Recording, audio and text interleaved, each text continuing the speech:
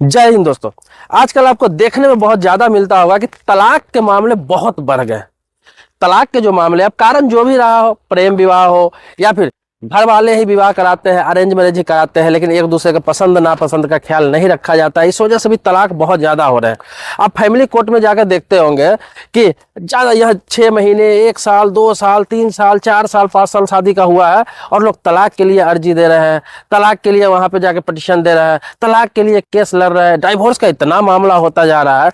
और डाइवोर्स का जो मामला होता है, इसमें सबसे बड़ी बात क्या होता है, केस जब फाइल किया जाता है लड़की वालों की तरफ से, लड़की की तरफ से, तो ज्यादातर मामलों में यह देखा गया है कि घरेलू हिंसा का मामला दिखाया जाता है कि घरेलू हिंसा। बात आती है जब तलाक का नौबत आता है, डाइवोर्स का नौबत आता है, तो वहां पे बात आती है क्या, गुजारा भत्ता का, जिसे हम मेंटेनेंस कहते हैं।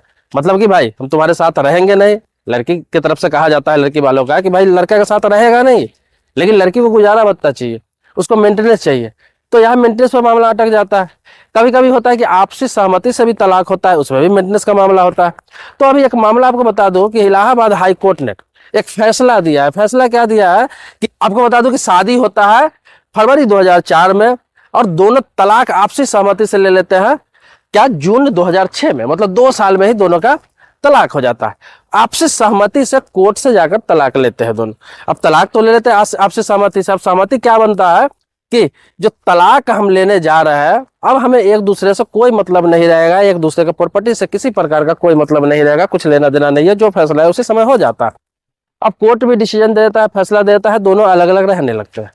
फिर लड़की वालों की तरफ से कोर्ट में पिटीशन ये दिया जाता है कि अब मुझे गुजारा भत्ता चाहिए, क्योंकि मैं तलाकशुदा हूं, मैंने दूसरी शादी नहीं की है, अब मुझे गुजारा भत्ता चाहिए।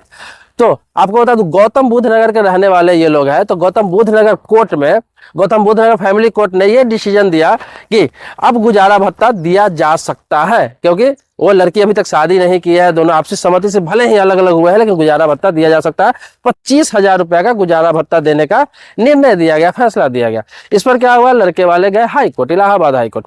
अब इलाहाबाद हाई कोर्ट से फैसला क्या आया है, अभी जजमेंट आया है, वो इसलिए नहीं देंगे कि दोनों आपसी सहमति से तलाक लिए हैं और तलाक लेते वक्त, डाइवोर्स लेते वक्त दोनों ने तय किया था कि किसी प्रकार का एक दूसरे से कोई चीज से, प्रॉपर्टी संपत्ति से कुछ लेना देना नहीं है। दोनों अपना अलग नया नया जीवन जीने के लिए दोनों ने आपसी सहमति से तलाक लिया था। तो हाईकोर्ट ने यह कहा, जब आपसी सहमति से तलाक लिया, सारा चीज निर्णय हो गया, तो उस निर्णय को बदला नहीं जा सकता है किसी भी हालात में। अगर बार बार ऐसा किया जाए तो लोगों का कोर्ट पर से भरोसा उठ जाएगा। मान लिया जाए कि कोर्ट ये फैसला दे दे कि अब आपसी सहमति से तलाक हुआ है, गुजारा भत्ता का किसी प्रकार का लेन देन नहीं है, वहां पे दोनों एक्सेप्ट कर लेता है, कोर्ट फैसला देता है, और फिर 2 साल बाद, 4 साल बाद, 10 साल बाद फिर दंपति है कि फिर आ जाएगा कोर्ट में, नहीं कि नहीं मुझे चाहिए, अभी तक मैंने शादी नहीं किया, अब गुजारा भत्ता चाहिए। तो बार बार कोर्ट का यही काम नहीं बच गया है कि तुम्हारे निर्णय, तुम हाँ कहोगे तो हाँ में फैसला आएगा, तुम ना बोलोगे तो ना में फैसला आएगा। अगर आपसी सहमति से तलाक लेते हैं, आप दोनों निर्णय कर लेते हैं कि उस समय किसी प्रकार से एक दूसरे से लेना देना नहीं है, तो किसी प्रकार का आप दोबारा गुजारा भत्ता नहीं मांग सकते। तो ये फैसला उन लोगों के लिए फायदेमंद है जिसका केस, इस तरह का मामला कहीं ना कहीं कोर्ट में चल रहा है। तो बहुत सारे मामले इस तरह के चल रहे हैं। अब आपको बताता हूँ कि गुजारा भत्ता कहाँ बनता है, किस तरह से बनता है।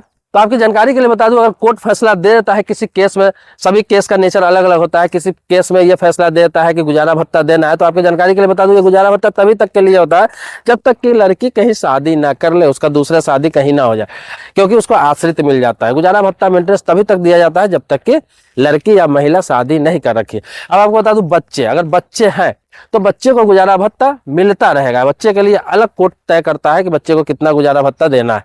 और बच्चे को मतलब जब तक नाबालिग है, आपको बता दूं, जब तक नाबालिग है तब वो माँ के कस्टडी में रहता है। जब बालिग होने के बाद वो पिता के कस्टडी में आ जाता है, तो फिर पिता को भत्ता देने की जरूरत नहीं पड़ता है, अपने साथ में बच्चे को रख सकता है। अगर बच्चे हैं तो उस मामले में, बच्चे नहीं है तो उस मामले में आपको बता दूं गुजारा भत्ता दिया जाता है, और तब तक दिया जाता है जब तक कि वो दूसरी शादी ना कर ले। दोस्तों, इसी तरह की जानकारी के लिए मेरे सब्सक्राइबर अभी तक नहीं है तो चैनल को सब्सक्राइब कीजिए, लेकिन पुराना सब्सक्राइबर है तो इसके लिए कोटि कोटि धन्यवाद देता हूँ, आभारी हूँ आपका।